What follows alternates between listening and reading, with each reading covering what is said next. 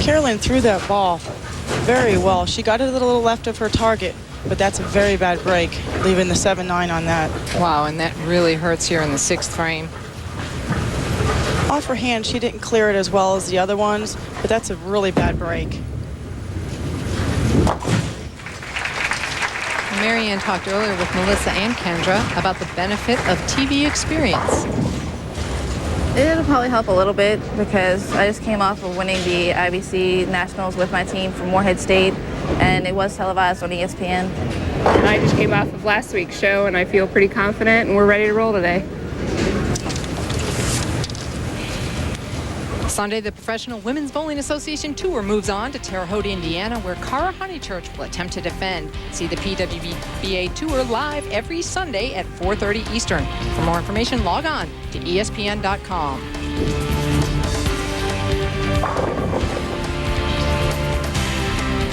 Here's a look at where we stand. Brownie gains up by 15 pins after that bad break by Carolyn Dorin-Ballard.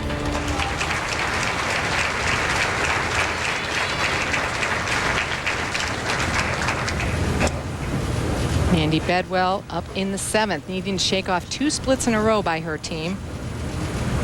Mandy mentioned to us that she only found out about a month ago that she was going to be participating in this tournament. All right, good shot, good shot. Spare it up. Stay with it. Going up high, leaving the 4-7. In our field today, Mandy has 5 300 games. High series of 808. That's pretty high. Her high game, though, this week was 257. And 2. She spares it up, so right now the team of Gaines and Brownie are out in front, but it's a close one. We'll return to see who moves to the title match. Welcome back to the PWBA Women's Collegiate Pro Doubles Challenge. We're in the middle of the semi-final match. Brownie and Gaines are in the lead by 15 pins. And we're joined in the booth here by Brian Graham, Director of College Bowling USA. Welcome, Brian. What do you think of this event so far? It's been a fantastic event all week. Our collegiate bowlers, they had a great time out in the lanes. Really, for our bowlers, it was more than just a tournament. It really worked out to be an experience of a lifetime, and I'm sure it's something they're going to share with their family and friends for years to come. Well, you were very instrumental in getting this together. I know you kept calling, saying, come on, come on, come on. Why did you want to do this? I mean, what made you want to bring the college and pros together? I think, and we described it to our college bowlers as a kind of an internship of a week on tour, so they can get out here and really get a feel for what the ladies go through week after week and kind of get their feet wet to see if maybe one day they want to be a professional bowler. It was interesting, and many of them did say how much more difficult it was than they anticipated, and right now they're experiencing it themselves. Brownie and Gaines up by 15 pins as they step up in the 7th frame over the team of Dorin-Ballard and Bedwell. Still a lot of frames left in this game. Anything can happen right here. Melissa Brownie has just had a tremendous performance and a tough break there, leaving the 5-7. Made an aggressive shot after the break and unfortunately left the 5-7. She started bowling at age 4. Moved a little further left, got the ball a little bit right, which made it kind of burn up. The problem is, as you get more play on the Guardian surface, the oil does carry down and you lose a little bit of the back end reaction.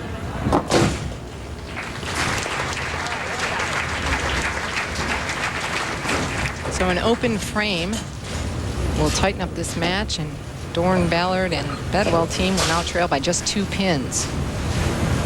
Big turnaround of events there. Kendra Gaines stepping up in the 8th. We're slowing the pace a bit. They're bowling more match play style here because we're going very fast. Come on, get it! And leaving a 10 pin. Brian, did you have college experience yourself?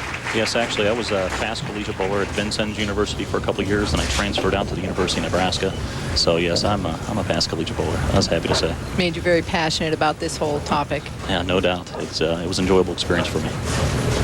What feedback did you receive from the college bowlers? Well, the college bowlers, they had nothing but positive things to say about the event.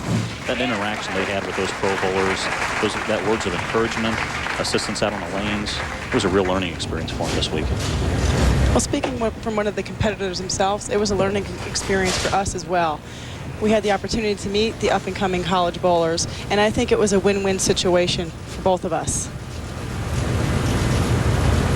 Dorin-Ballard now in the 8th frame, her team trailing by 2 pins. Carolyn Dorin-Ballard is the spokesperson for high school bowling. Come on. Hit it. Hit it. Oh. How did that stand? She put the ball where she wanted it to. Thought she was going to get a strike and probably should have. A couple of pins hit it. As you can see, the ball barely hits it, wiggling around. A pin behind it, the 4 pin to the left of it. Not quite sure how that stood up, Jan. She has no idea either. A little question mark on her face. Right now it is still standing, and it's moved over a little bit, but she covers it with no problem and trails by 3 pins.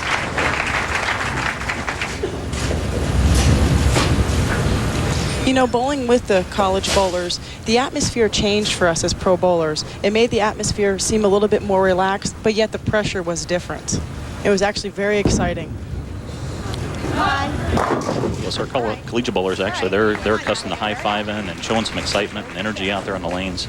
They really have a good time when they're out there getting it done. As you can see, Mandy made a move left because she did go high last frame, and unfortunately just missed the head pin a little bit to the right. And as you can see, Mandy has 5 300 games. Come on. Make it. Yeah. You heard Carolyn yelling, "Come on, make it." That is nice to have that encouragement behind you. Oh boy, I could have used that bowling many years. It's great when it's a family member or a friend or fans, but it's even better when it's your teammate.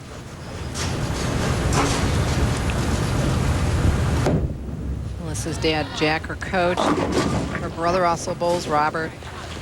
She said the whole family bowled. That's how she got into the sport, and that's how many kids get into the sport when the family bowls. But the odd thing with her is that she did not bowl in high school. They didn't have it available for her when she was in high school. A lot of states do not have it. It's growing tremendously right now, and I would suggest if you're watching this telecast, make sure you get some high school bowling.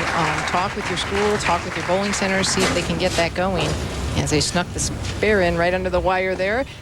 Brownie Gaines' team leads by 4 pins as we enter the 10th frame. Kendra Gaines once again will step up. She'll have an opportunity to double to win this match. She had the same opportunity last match, did not do it. Deja vu coming here, but we also have a different lane. They are on lane 9. Didn't do it, but won the match anyway.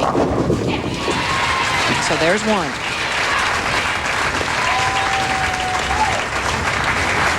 Throughout the break, Kendra did say that she feels a lot more comfortable with her decision making and that her guesses are a lot quicker and she's seeing the whole picture, which is really helping her build her confidence.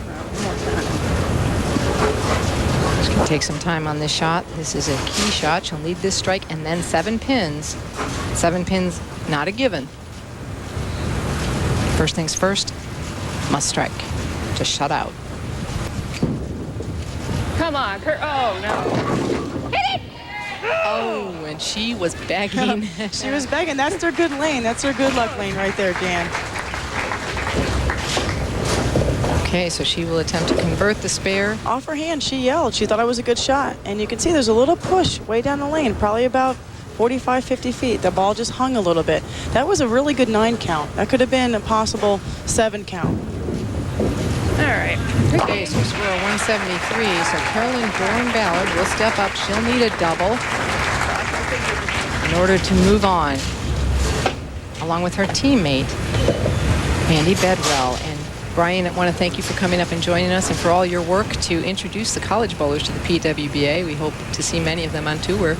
Anything else you want to get in? A big shot right here. No doubt, obviously a very important shot. Yeah, obviously a fantastic experience for our ladies. It's truly, this tournament this week was a one-of-a-kind event, and I just want to thank the PWBA for making it possible.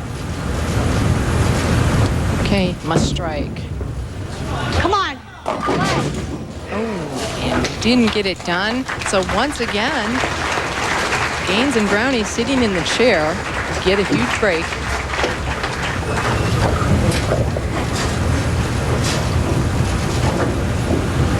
You had to be aggressive on this shot, and Carolyn was aggressive. Seems to me like she got a little bit left of her target, which caused the ball to go high, and that's what she was working on with Dale on the break, is getting the ball right, and that's the most important feature here, especially with this oil pattern. Good luck. Nice bowling. Nice bowling. Sorry about that.